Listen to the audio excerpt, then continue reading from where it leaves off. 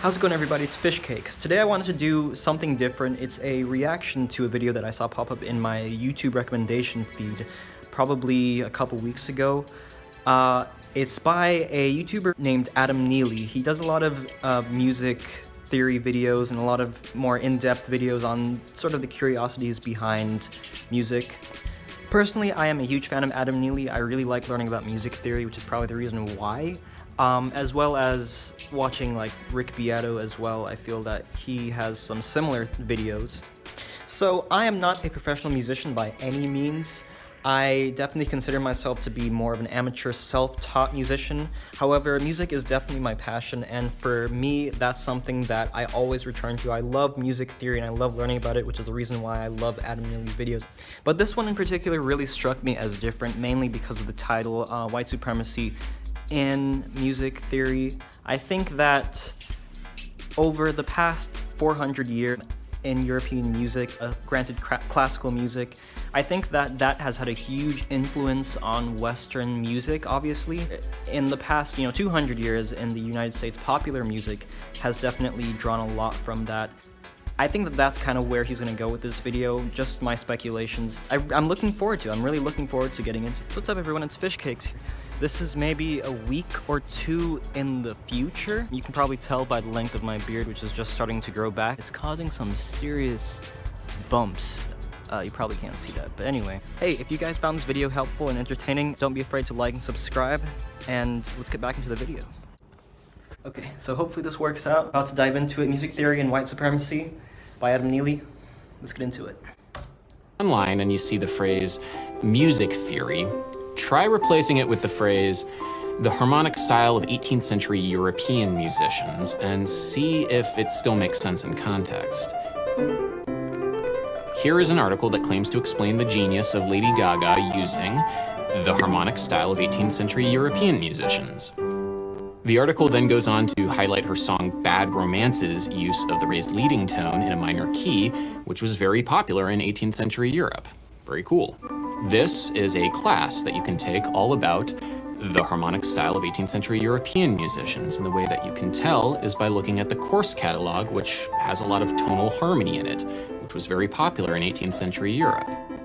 This is a thread on the electronic music producer Deadmau5's subreddit, which asks, does Joel use the harmonic style of 18th century European musicians? Okay, so I'm gonna stop right here. This is like a minute into the video. This is a long video, by the way, guys, so I'm gonna have to make this short, but basically what he's saying is, what we refer to as music theory is European music, in a sense. At least in the West, I feel like. Personally, because I have been I haven't taken music theory in college, okay? I'm gonna say that much. I'm gonna say that. However, I can already tell you that this is something that I can really relate to as a musician, and the fact that I have taken college courses on music. So, yeah, this is a very good explanation for this. Okay, I'm gonna keep on going.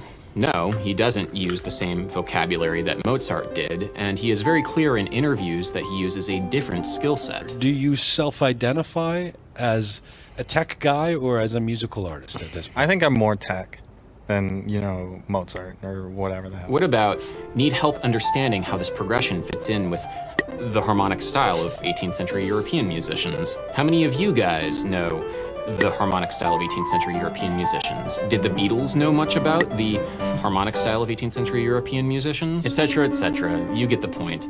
We see this all the time in popular media. We've been trained to see the two of them as the same thing, even though the analytical models, the music theory, that might help in understanding the music of Beethoven might not help in understanding rock music, or country, or R&B, or electronic dance music. I would disagree. I would disagree with that. I think that some rock music has a lot of that. Obviously not the roots of rock music, but definitely the more progressive styles, I think. Being progressive metal and progressive rock, bands like Yes and bands like, Periphery or Dream Theater. But anyway, let's keep on going. or any of the styles of music that you, the person watching this video, are statistically more likely to listen to and make part of your life than the music of Beethoven.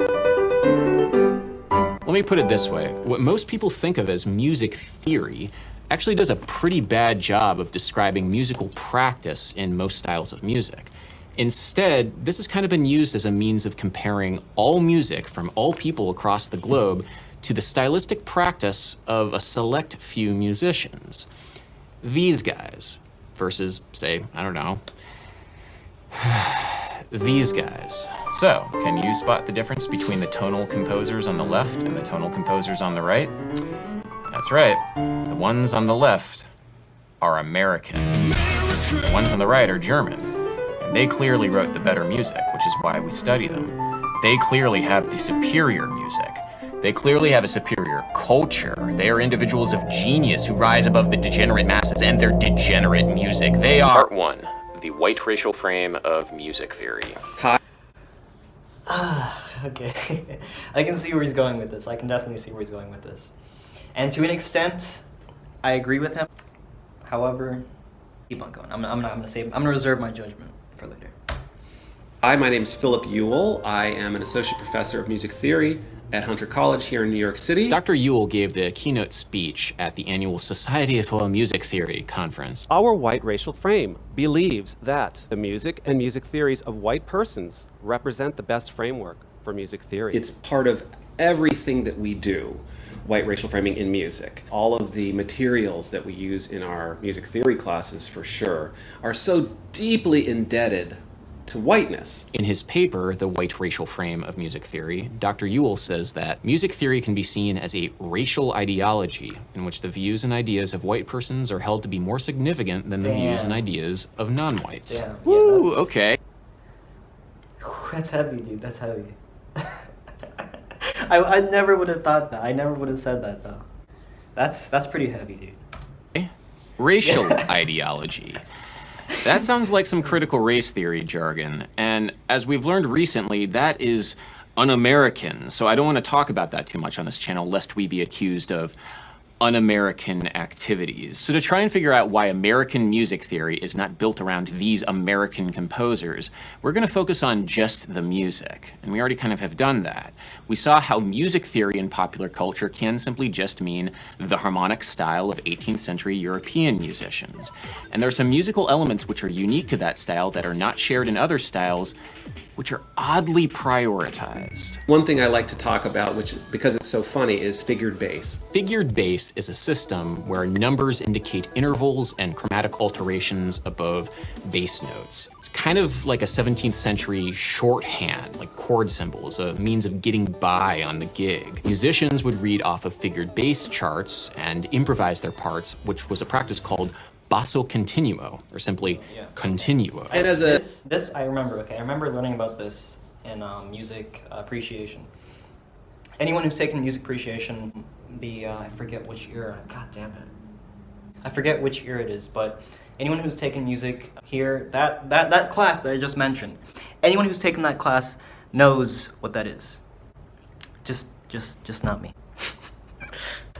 who's played a lot of continuo with some really good Baroque groups. Figured bass is something I live and breathe. I love figured bass. I understand it intimately. When we think about having it in our music theory textbooks, are you kidding me? Here is a music theory textbook from 1725, Johann Fuchs's Gradus ad Parnassum, which honestly does not look that much different from a textbook from 2011, Harmony and Voice Leading by Aldwer and Schachter. Nothing has really changed in 300 years. Even though music has changed quite a lot. Nikolai Rimsky-Korsakov wrote a harmony textbook, the most famous harmony textbook ever written in Russia, probably.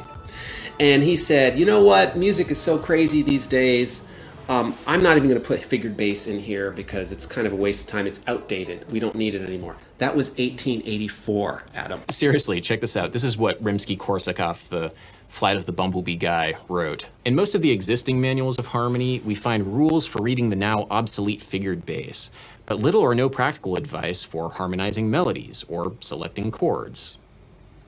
140 years ago. I mean, might as well be explaining this book or this book or this book. Like, nothing has changed in 140 years. We don't have to perpetrate. And I much on music theory. However, I can only speculate that's what people have to learn, basically. That's what people are learning in college courses in Berkeley and Full Sail, maybe not Full Sail, in classical music courses, basically. That's what people are learning.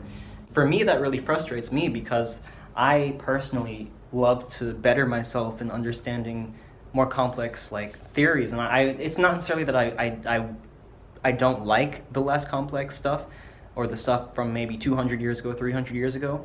It's that I want to make new music. Most people like popular music from the last 100 years, so go figure. Create a system which is, once you actually look at it, kind of ridiculous. Figured bass is totally useless in understanding any kind of music that isn't Western or tonal.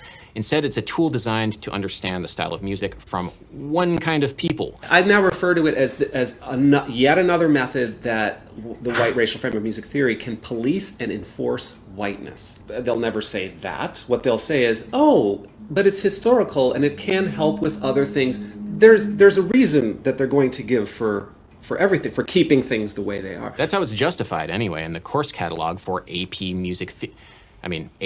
harmonic style of 18th century European musicians. But let's say that you were enrolled in AP Spanish, and the way that you were taught Spanish in this course was by studying 300-year-old Spanish grammar. Yeah. Now, studying these archaic tenses might be interesting. It's definitely historical. The way that they spoke Spanish back then definitely has influenced the way that Spanish is spoken around the world.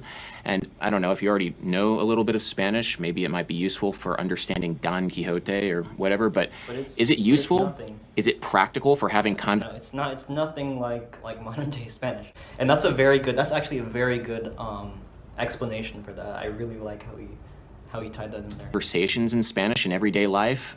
Of course not. You might want to think about, in this entirely hypothetical scenario involving Spanish, why that practicality of having conversations in Spanish with cultures around the world is being sacrificed in the name of 300-year-old European Spanish grammar. What they are way more loath to acknowledge is the race, the whiteness behind it, and how that actually plays into their own thinking about this very history that we're talking about. When you think about the country, the United States, and you think about how structural race has always been, it wouldn't make any sense at all if a musical way, a methodology. The amount of times that I've heard that melody that she's playing. And teach and experience music were not white racially framed as well in a country that itself is white racially framed. People are loath to admit that any culture with a music, which is every culture, has not only a rich musical tradition, but a rich music theoretical tradition. Well then, welcome to this episode of the Basic Theory of Indian Music with me, Anuja Kamat. Part 2 minor. You know there's other music theory, right? Anuja Kamat is a young singer that has a fantastic YouTube channel that goes over the basics of North Indian classical music, the concepts necessary to perform it, and just generally its vibe. She covers fairly technical things from tuning and temperament. Each swara has a range of frequencies to itself in which it can operate. This range is called swara kshetra. To ornamentation. Let me introduce you to the concept of zamzama. This is found a lot in Maharashtrian and Punjabi folk songs. To rhythm. Tal is made up of... Oh, that makes me feel so good. I really want to learn more about Indian music theory, man, because I am actually Indian.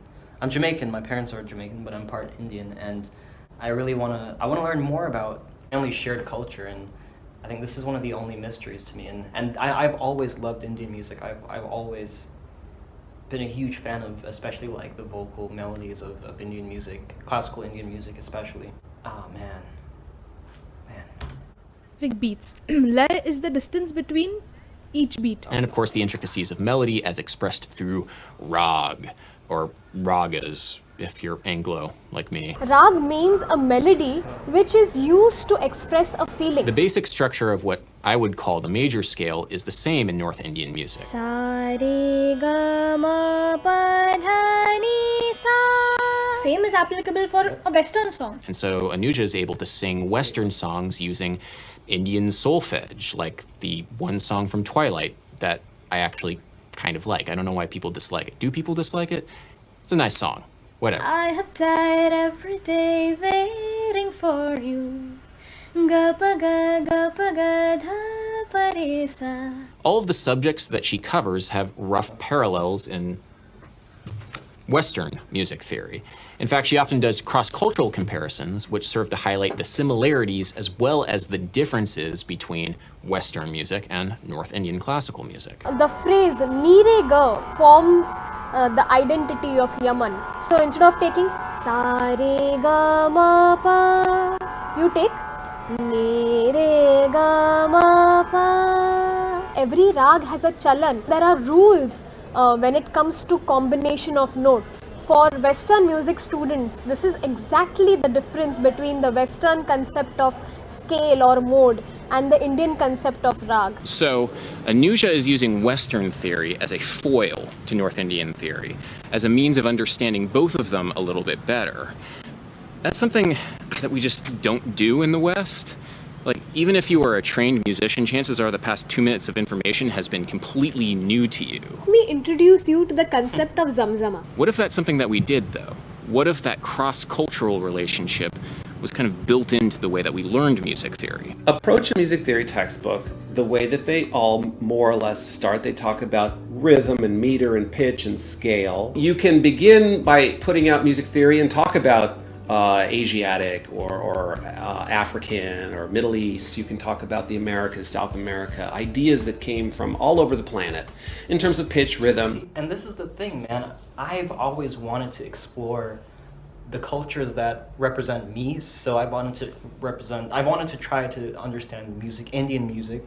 I wanted to understand African music. I wanted to understand also, obviously, European music, because that's, in the West, that's where we come from a historical perspective. Now, the problem with that is that I feel that a lot of people, even though we're very open to it, we feel that we're appropriating certain cultures.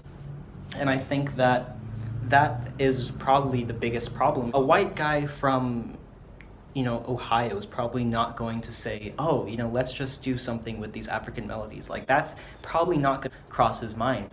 Whereas someone who's more open to it and someone who has maybe had more exposure to certain kinds of music is going to be like, hey, I heard this playback tune, this Indian playback tune the other day, and I want to take some of those rhythmic elements and I want to do something with it, I think that's really the disparity here, is that there's a lot of people who think differently about that, and I think that there's a lot of Anglo musicians who have taken these elements. I want to say Damon Albarn. Really, I think that's one person in our modern time who has sort of done something with it, as well as people like Peter Gabriel. Obviously, people like that they're not appropriating music. Even like reggae, for example. I'm Jamaican, and for a lot of people, a lot of my favorite reggae artists are not even Jamaican. I have a lot of the Police are technically a reggae band, even though they're mostly pop rock. They're kind of reggae. That was a big influence to all of them. And so I think that you're not really appropriating it, white people. You're not appropriating music if you're taking it like this, if you're taking it into a historical perspective and you're sort of blending the two. You're making something completely different, which is what we need. We need something completely different in music. Meter and probably most importantly, scale. Ragas and makams immediately come to mind. And then you could pivot into sections of the music theory that you and I were taught. So instead of having it be 50 examples by Bach, why not have 2 examples by Bach? I love me some Bach. Bach is awesome.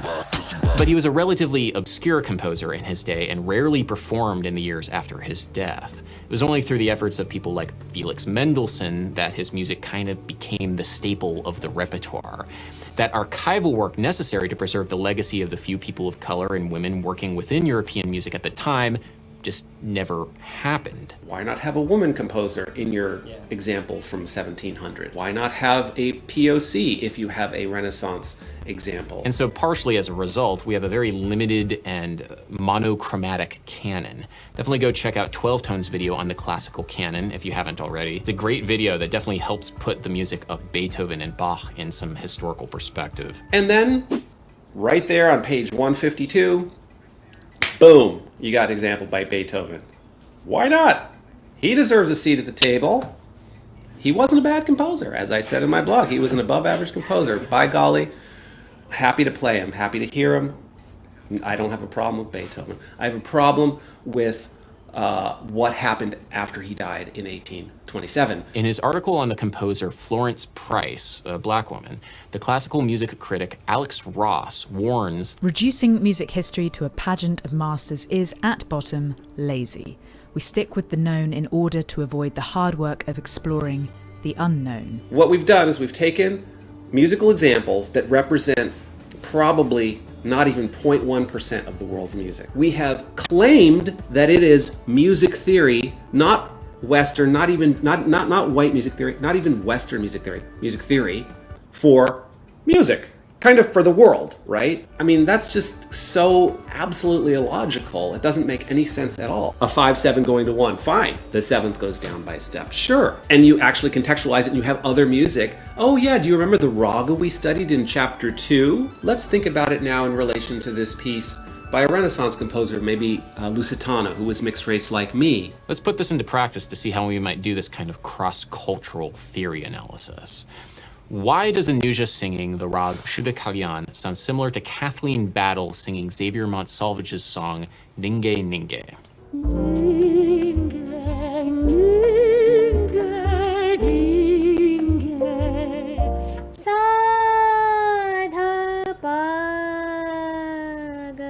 These two examples come from different cultures and so use different musical theory, but they arrive at a similar sounding kind of melody.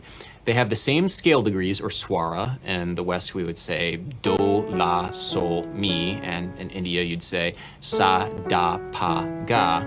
And they both use the ornamentation of portamento, or meaned, that bending, sliding effect. Meaned is nothing but a glide, a smooth glide from one note to the other. Western theory would probably consider these notes a subset of the major pentatonic scale, but Rag Shuddha Kalyan is a little bit more specific. The meaned, that bending, is actually an integral part of the rag itself. For example, Rag Shuddha Kalyan. It has meaned from sa to dha and pa to ga. That is the essential identity of Rag Shuddha Kalyan. So, sa dha pa ga. Portamento is more an expressive.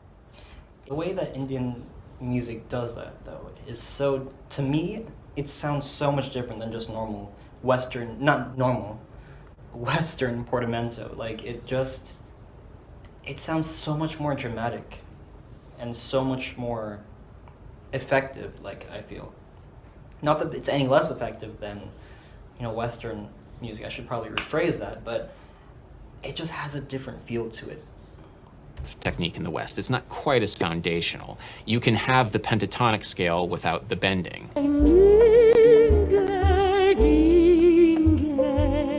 In traditional North Indian, I can hear from that example, though, that she's obviously not doing it as much. And I think that's probably the biggest thing. I think that might be the biggest difference in the portamento. classical music, different rags are associated with different times of the day, and Shuddha Kalyan is an evening rag. Ninge Ninge is a lullaby, and lullabies are traditionally sung in the evening, although the pentatonic scale doesn't really have that kind of temporal relationship. In the West, scales don't have to be performed at certain times of day, but that is kind of an interesting coincidence. Many different peoples have taken the idea of rhythm and meter and pitch and scale, for example, and done many different things with it. And you fold in the idea of Western tonality as one of those things, which it is. And it has been influenced by all of those things, and vice versa. There's no question about that. All of a sudden, you just get a beautifully contextualized picture of music and music theory. Western music theory will continue to be part of the curricula, as it should be. because it is such an integral part of the American musical experience. It's really comes... I said that, yeah. That's exactly what I thought this was going to be about, and it's exactly what he's talking about.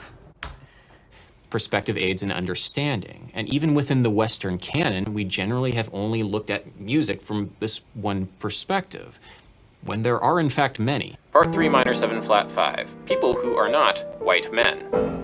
George Russell is a teacher as well as a composer. You were associated specifically with adventures in tonality. George Russell was a mixed-race jazz musician who wrote a very influential jazz education method called the Lydian chromatic concept, otherwise known as The Lydian concept of tonal organization. This, I think, you must explain. There are essentially two kinds of tonal gravity. Vertical, that is, tonal gravity inferred by the chord, where the chord infers the tonic, and horizontal tonal gravity inferred by the scale, for instance, a blues scale. His New York Times obituary describes it as a way for jazz musicians to improvise in any key on any chord without sacrificing the music's blues roots. His system does not use the major scale as the primary method of organizing harmony, and instead uses the Lydian scale, which ended up being very influential on Miles Davis with his modal jazz approach on Kind of Blue, which was the greatest selling jazz record of all time. His ideas of the Lydian chromatic concept have gained traction at some universities, like New England Conservatory, for example, but jazz in general has a long tradition of non-white theorist educators who have attempted to codify the language of bebop, like David Baker, for example, and of course, the absolute legend himself, Barry Harris. I borrowed the diminished notes. Now watch. Barry Harris is famous for his work with what some people call the bebop scale, or the major scale with an added sharp 5, but what he calls the 6th diminished scale. Tomorrow, everybody should know all the 6 diminished scales. But see, diminished notes are weird notes. They say. Oh, man. Yeah, that's music theory for you. I would not be able to get this in a day. It's very interesting though, and I think that's what drives me to this, is that what I hear from the music is what inspires me to learn, and I think that for me is what is the most interesting. And so by itself, I would not be able to learn this at all, but I think because I'm so interested in this, because I'm so fascinated by learning and the way that they sound, I'd probably be able to learn it in maybe not a day, but like a couple days. Probably just a couple days, probably. Move me somewhere. Yeah. See? And they really do. They say move me.